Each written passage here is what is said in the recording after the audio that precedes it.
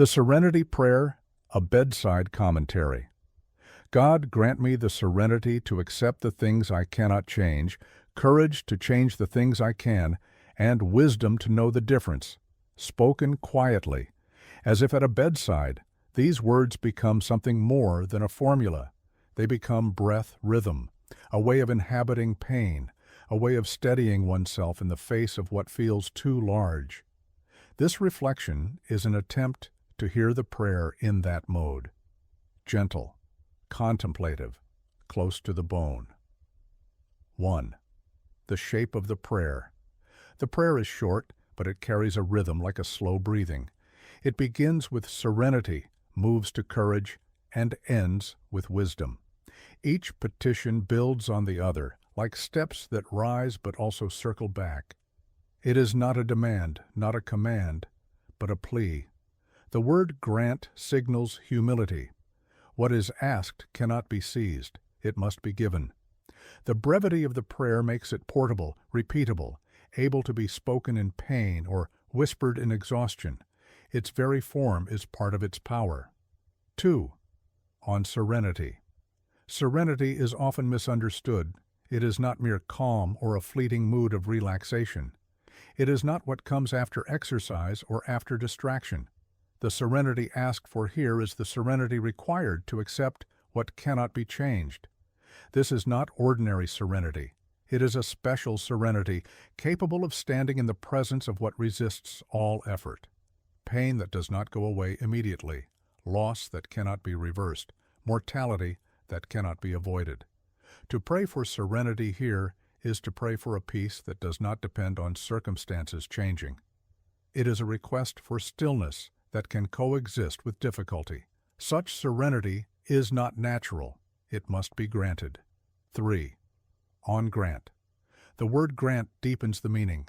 A grant is a gift given for a purpose. A research grant is given to be used in the work of discovery. An educational grant is given to fund study. The money is not meant for anything at all. It has a purpose. So too here. Serenity is requested not as possession, not as private treasure, but as resource for the work of acceptance. Courage is requested for the work of change. Wisdom is requested for the work of discernment. Each is a grant tied to responsibility. The prayer is not only a plea for help, it is also a vow to use what is given rightly. 4. What cannot be changed? The list is long, but each person meets it differently. The past cannot be changed. What has been said or done remains. Its consequences ripple. Acceptance does not erase it, but allows one to live with it without endless regret. The body cannot always be changed. Illness, pain, weakness, these set limits. A spinal infection does not yield to wishing. Acceptance means acknowledging the present without despair. Mortality cannot be changed. Death comes for each. The deaths of loved ones cannot be undone. To accept this is among the hardest forms of serenity. These are not trivial. They are the real weight of life. The serenity needed here is not common. It is special, deeper, harder. 5. The work of acceptance. Acceptance is not resignation. It is not defeat. It is the recognition of reality without collapse. To accept what cannot be changed is to stop wasting energy in rage against it, and to redirect that energy into living fully within it.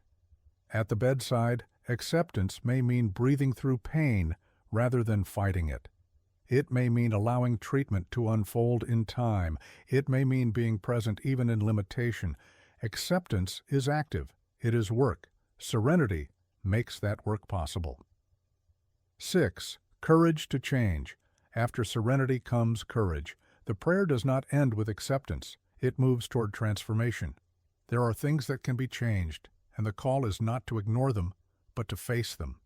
The courage required is not trivial. It is not the energy to rearrange the small. It is the bravery to confront what frightens most. Addiction, broken relationships, injustice, one's own patterns of self-destruction. Courage here means stepping into conflict, risk, and loss. It means bearing the pain of change in order to reach a different life. This is why it must be prayed for. Ordinary strength is not enough. special courage is needed. 7. The cost of change. Why courage? Because change costs. It costs comfort, familiarity, security. It often provokes resistance from others. It always involves risk of failure.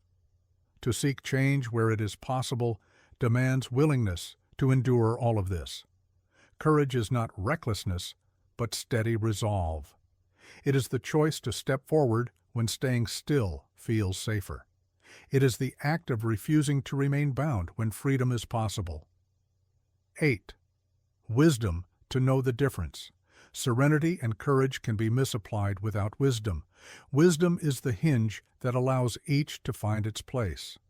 The difference between what can and cannot be changed is not always clear. Fear can disguise the possible as impossible. Pride can disguise the impossible as possible. Wisdom is the discernment that cuts through these deceptions. Wisdom here is not abstract knowledge, but lived clarity. It grows through experience, through failure, through reflection.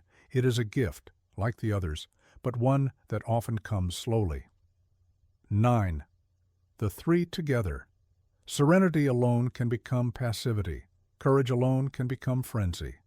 Wisdom alone can become detachment. Each is necessary, but only together do they form balance. The prayer holds them in tension, to accept without despair, to act without arrogance, to discern without paralysis. It is a triad that reflects the deepest conditions of life. 10. The bedside meaning. At the bedside, the prayer changes tone. It becomes breath. Serenity is needed to accept pain that cannot be erased. Courage is needed to face treatment, uncertainty, and fear. Wisdom is needed to know moment by moment which response is right. Here, the prayer is not abstract. It is immediate. It steadies the one in the bed, and it steadies those who stand near.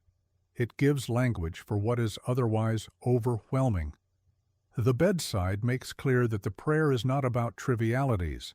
It is about survival, endurance, and dignity in the face of suffering. 11. The rhythm of repetition. The power of the prayer lies partly in its repetition. Spoken daily, even hourly, it becomes rhythm. The words sink into the heart. They carry strength, even when not consciously thought. Repetition does not make the prayer mechanical. It makes it lived. Like breathing, it sustains. Like heartbeat, it continues in background. In this way, the prayer becomes part of the body, part of the rhythm of survival. 12. Final reflection. The Serenity prayer is not ornament, it is orientation. It is a way of holding steady in the face of what crushes and confuses. It asks for serenity, courage, and wisdom, not in ordinary forms, but in their hardest, deepest, most necessary forms. To live by it is to accept what cannot be changed without despair, to act where change is possible without fear, to discern between them without arrogance. At the bedside, these words become life itself. They are not abstract philosophy, they are survival, grace, and strength in the moment. God, grant me the serenity to accept the things I cannot change, courage to change the things I can, and wisdom to know the difference.